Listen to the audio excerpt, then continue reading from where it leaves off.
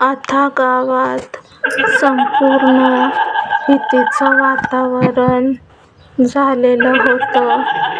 जो तो माणूस भीतीने आपापसात चुळबुळ करत बोलत होता. संपूर्ण लोकांमध्ये गणूची गायब झालेलीच विषय असतो. गणू अचानक कसा गायब झाला? तो त्या वाड्यात गेला होता का? त्याच्यासोबत काय झालं असेल? तो जिवंत आहे की मेला? असे प्रश्न गावकऱ्यांना सतावत होते. गावकऱ्यांमध्ये गणूचा विषय सोडून आणखीन एका गोष्टीची चर्चा भरपूर जोरात चालू होती. ती म्हणजे गोविंद भट नावाचा तो काळ्या विद्या करणारा तांत्रिक त्या वाड्यामध्ये एक अमर होण्यासाठी काळ्या विद्येचा यज्ञ करत होता, अशी पण एक चर्चा गावकऱ्यांच्या मनात होती. सगळी गावकरी आपापसात त्याच विषयाबद्दल बोलत होती.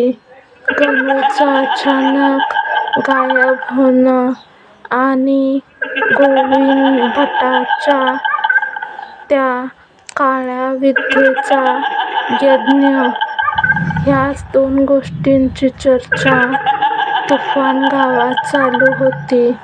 गावकरी प्रचंड घाबरलेली होती. ही गोष्ट खरीच होती. गोविंद भट तांत्रिक हा त्या वाड्यामध्ये एक तो अमर व्हावा यासाठीची काळी विद्या करत होता आणि तो सुद्धा अचानक असाच गायब झाला होता.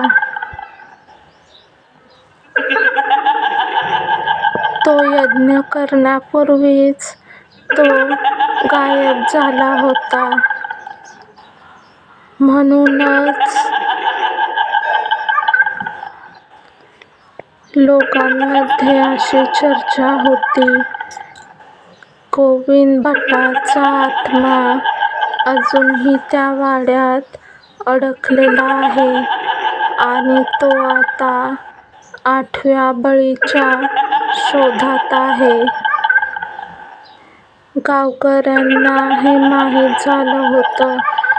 आपल्याला पडणारे स्वप्न आणि घडलेल्या सगळ्या घटना यांचा गावकऱ्यांनी संपूर्ण विचार केला आणि ती या विचारावर पोहोचली होती की गोविंद भट अमर होण्यासाठी एक काळी विद्या करत होता आणि आता त्यासाठी तो बळी सुद्धा घेत होता.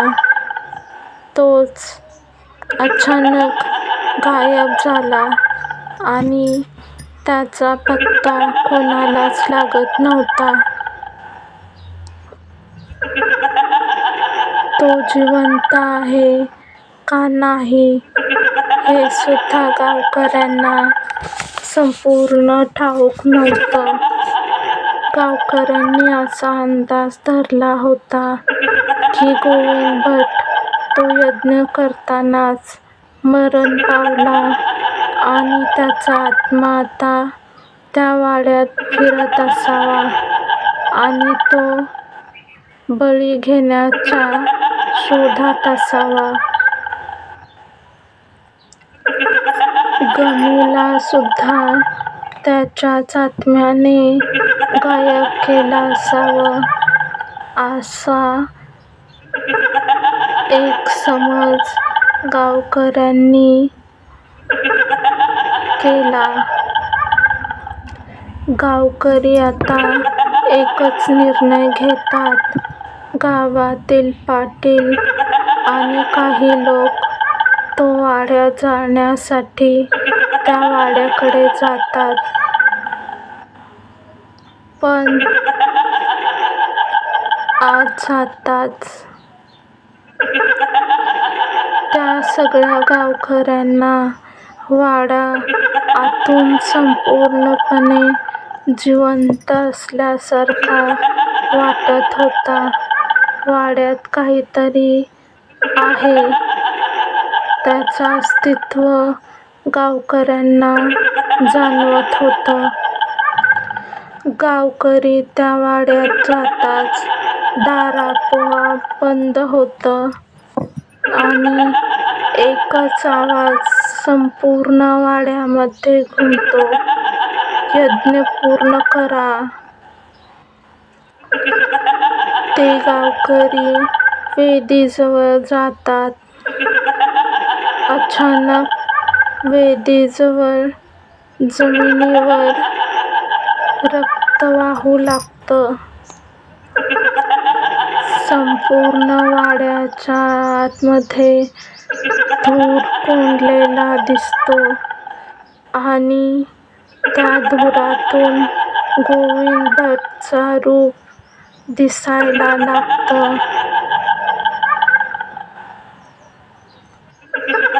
गोविंद भटाची सावली त्या धुरामध्ये सगळ्या गावकऱ्यांना दिसते आणि ती सावली त्या गावकऱ्यांना म्हणते,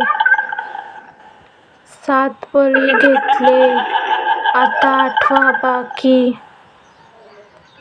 अचानक पाटील हवेत उचलला जातो आणि वेदीजवळ तो आपटतो. एकच आवाज, "आता यज्ञ पूर्ण झाला."